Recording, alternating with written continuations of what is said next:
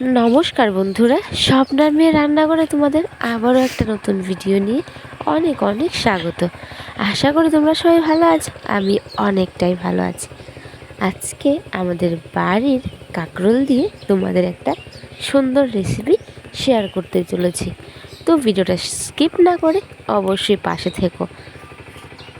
আজকে চলে গেলাম সকাল সকাল আমাদের সবজি যেখানে হয় ওই জায়গাটাতে। তো ওইখানে গিয়ে আমি দেখতে পেলাম অনেকগুলো সুন্দর সুন্দর কাঁকরোল গাছে সুন্দর করে ধরে আছে। তাই ভাবলাম যে কাঁকরোল দিয়ে একটা রান্না তোমাদের সাথে শেয়ার না করলে হবেই না। কাঁকরোলগুলো দেখে এতটাই ভালো লেগেছিলো, ভাবলাম যে কাঁকরোল দিয়ে আজকে একটা পুর বানিয়ে নেব।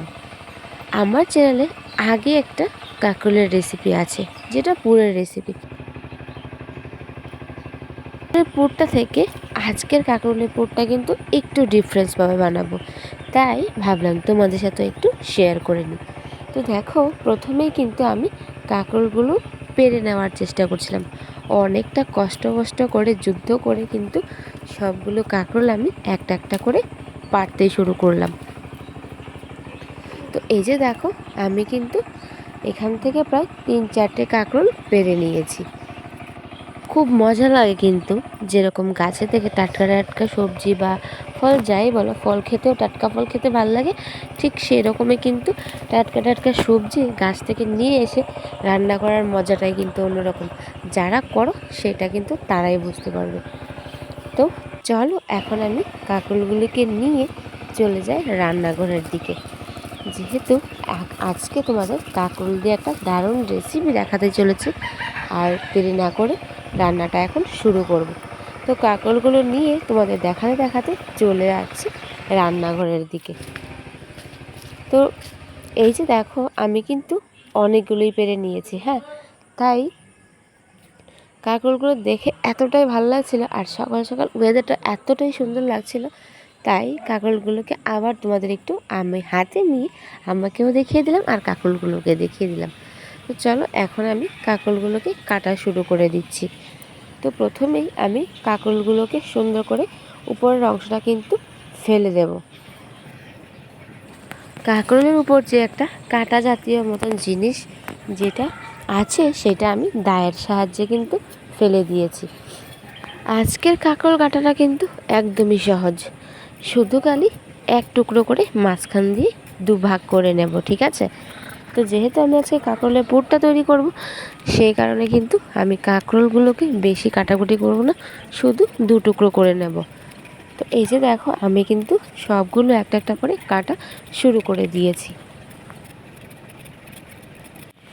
তো এই যে দেখো, আমি কিন্তু সবগুলো কাঁকরোল কেটে নিয়েছি, আর এখানে আমি 5টা কাঁকরোল নিয়েছি, আর 5টা কাঁকরোলকে 2 ভাগ করে 10টা হয়ে গেল, ঠিক আছে? তো আজকে আমি 10টা কাঁকরোলের পুর ভাজা বানাবো। তো প্রথমেই আমি কাঁকরোলগুলোকে কেটে ভালো করে ধুয়ে জল নিয়ে চলে এলাম রান্নাঘরে, আর এসে চুলায় আগুনটা ধরিয়ে বসিয়ে দিলাম কড়াইটা, আর কড়াইয়ের মধ্যে দিয়ে দিলাম সবগুলো কাঁকরোল জলসহ। কারণ এখন আমি কাঁকরোলগুলোকে ভালো মতো সেদ্ধ করব। তোমরা চাইলে কিন্তু না সেদ্ধ করেও করতে পারো। আমার কাছে সেদ্ধ করে কাঁকরোলের পুরটা করতে বেশি ভালো লাগে, তাই আমি কাঁকরোলগুলোকে আগে ভালো মতো সেদ্ধ করা শুরু করলাম। প্রায় 20-25 মিনিট আমি এরকমভাবে সেদ্ধ করে নিয়েছি। তো কাঁকরোলগুলো সেদ্ধ হতে হতে আমি এদিকে এই কাঁকরোলের পুরের জন্য যা যা লাগবে সব উপকরণ রেডি করে নিয়েছি পেঁয়াজ কুচি, আর নিয়ে নিলাম কাঁচা মরিচের চেরা, নিয়েছি মুগ ডালের গুঁড়ো, চালের গুঁড়ো, আর নিয়েছি অল্প একটু আটা, আর অল্প একটু চিনি, আর নিয়েছি লবণ আর হলুদ। তো সবগুলো উপকরণ রেডি করতে করতে কিন্তু কাঁকরোলগুলো সেদ্ধ হয়ে গেছে। এখন আমি সবগুলো কাঁকরোলকে একটা একটা করে বাটির মধ্যে নামিয়ে নেব।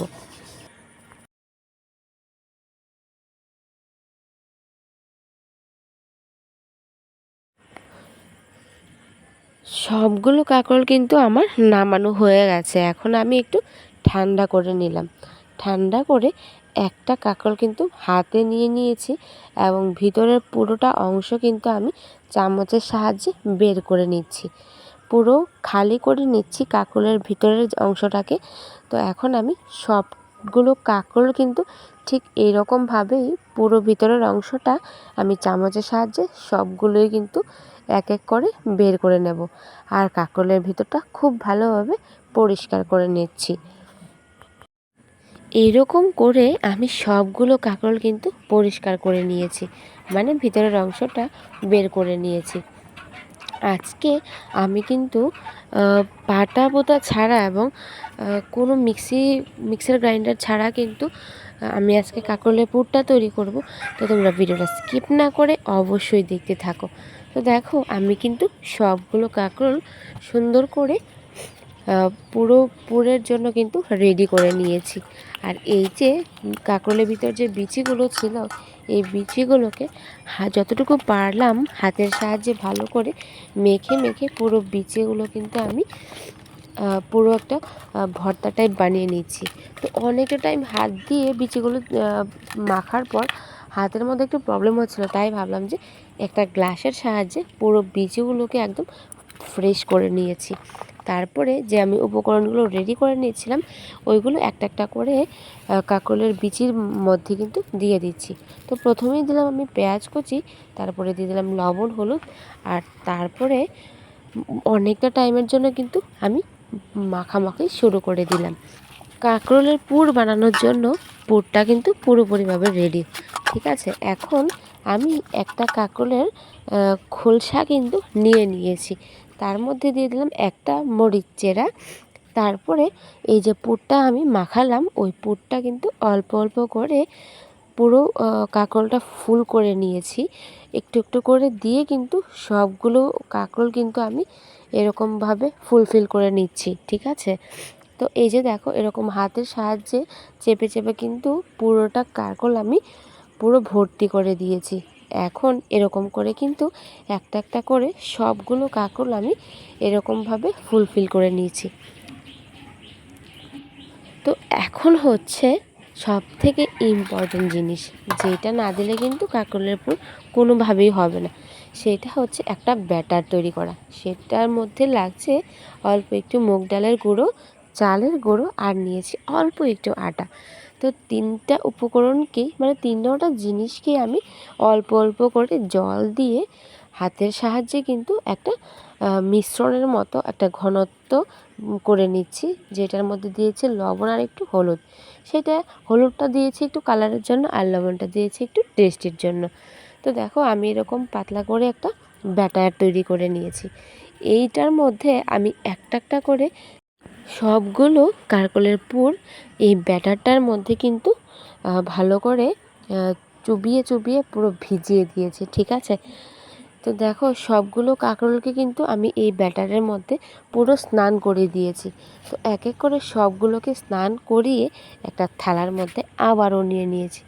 তারপরে কড়াইটা চুলায় আবার বসিয়ে দিয়েছি, আর কড়াইতে দিয়ে দিলাম অনেকটা পরিমাণের তেল।